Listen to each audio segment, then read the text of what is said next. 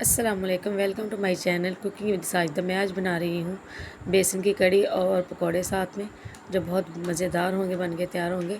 एक पाव मैंने दही लिया है, इसको थोड़ा सा मैंने ना मैश कर लिया थोड़ा सा पानी डाल के, और 1 कप मैंने लिया है बेसन, और एक बड़े साइज़ का मैंने आलू लिया है, उसको मैंने थोड़ा सा बड़े साइज़ में काट लिया है, और 2-3 प्याज लिए हैं मीडियम साइज़ के, और एक बड़े साइज़ का मैंने टमाटर लिया है।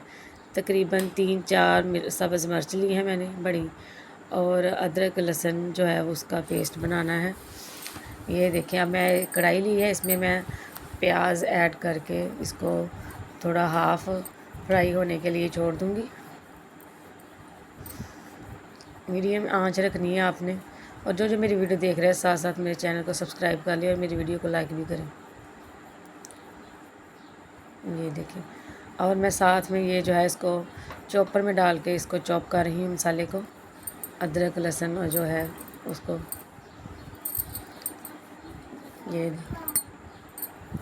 बहुत मज़ेदार हमारी ये रेसिपी बन के तैयार होगी, आप लोगों ने ज़रूर ट्राई करनी है।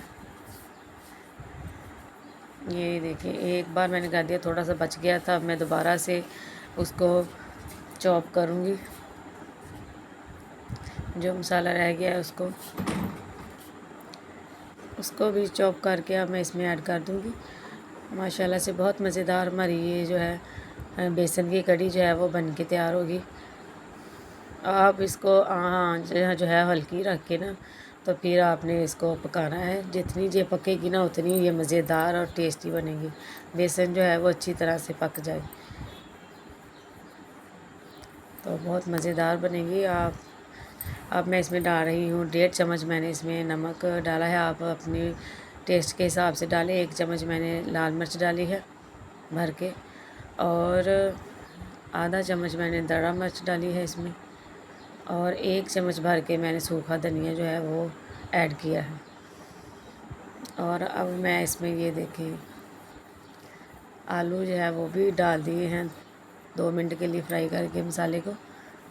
अब इसको मैंने तकरीबन 5-6 मिनट जो है इसको अच्छी तरह से पकाना है, और साथ में जो है वो ग्राइंडर में डाल के, और इसको मैंने दही और बेसन को जो है वो ग्राइंड कर रही हूँ अच्छी तरह से ना। इसको बेसन को अच्छी तरह से मिक्स कर लेना है। अब इसको मैं थोड़ा थोड़ा करके इसमें ऐड करूँगी, और आपने इसको तकरीबन कड़ी को बेसन को ना आपने 20-25 मिनट इसको पकने देना है हल्की आंच में। जितनी देर ये पकेगी ना उतना ही ये मज़ेदार बनेगा। इसमें मैंने तकरीबन 1 जग पानी ऐड करना है, और वो जो है ना बेसन और दही वो ऐड कर दिया है इसमें मैंने, जो मिक्स किया हुआ था। ये देखिए माशाल्लाह से मैंने इसको पका लिया है। अब तकरीबन इसको मैंने 20-25 मिनट पकने दिया था, उसके बाद ये तैयार होगी। एक साइड में मैंने पकौड़े बनाए हैं। पकौड़ों की रेसिपी मैं आपको फिर इंशाल्लाह नेक्स्ट वीडियो में आपको मैं बना के शेयर करूँगी।